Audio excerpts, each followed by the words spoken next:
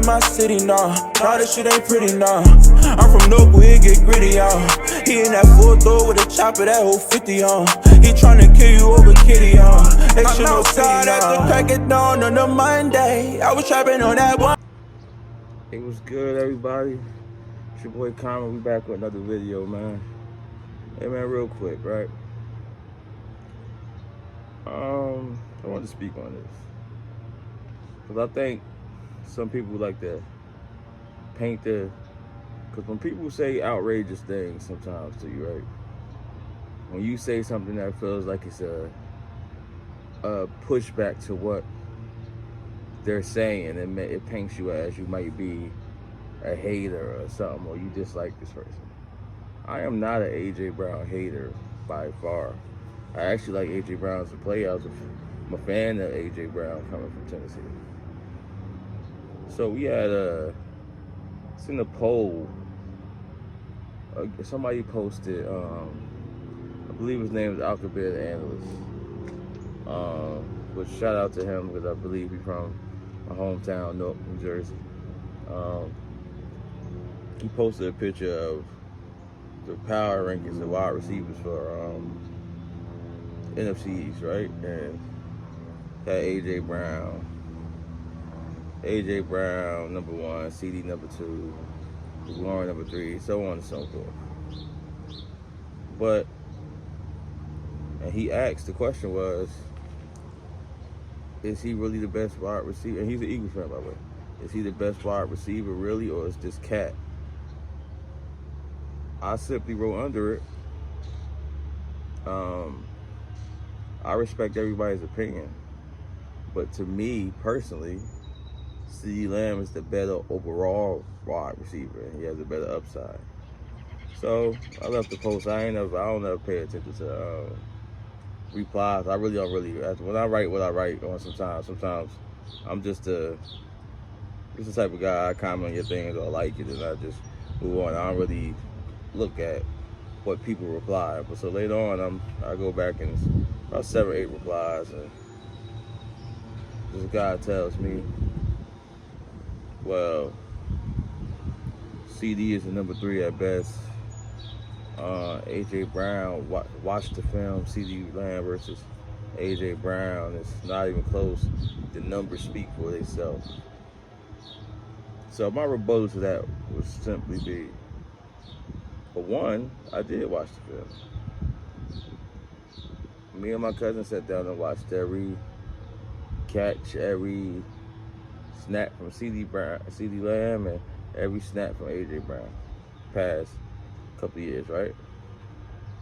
I still believe what I believe. CD is more dynamic. CD is more of a playmaker than A.J. Brown. I still believe that. But my thing is this, right? A lot of people scream, the numbers speak for themselves. The numbers speak for themselves.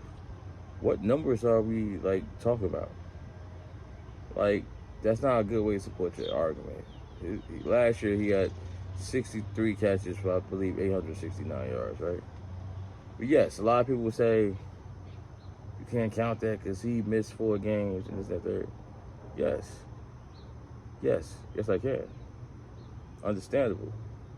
He missed 4 games he missed 4 games a year the previous 2 years also, and he was over 1,000 yards. So that don't mean his production dipped a little bit, to say the least.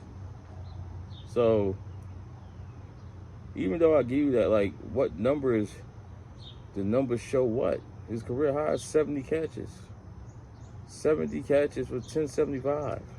I like A.J. Brown's wide receiver. CeeDee Lamb last year went for 79, 1,100 yards and 6 touchdowns. What numbers are we counting? CeeDee Lamb playing with 5 different quarterbacks in his rookie season missed 1,000 yards by 40 yards. With still 74 catches or something like that. I don't get what numbers we talk about. If you watch, you could go back and watch the tape. It's simple. I watched the, and I'm gonna say this: A.J. Brown is a bona fide number 1 wide receiver in this league. I'm gonna say that. I'm not a hater. I believe when the Giants signed Galladay last year, He was a bona fide number 1 wide receiver. He was coming off an injury, and he just played for a bad team last year. They don't know who their quarterback is. They didn't have a good offensive line. They didn't have a good coach. Like, things do happen. But I watch a guy, Gate City Sports, who I'm subscribed to. Shout out to Gate City. He did a breakdown where it was like, I forgot the particular name of it, but I don't want to say the wrong term. But basically, the levels of defense and coverages you face and who had the most difficult tasks. And he said A.J. Brown was in the 40s. That's because he played for a running franchise.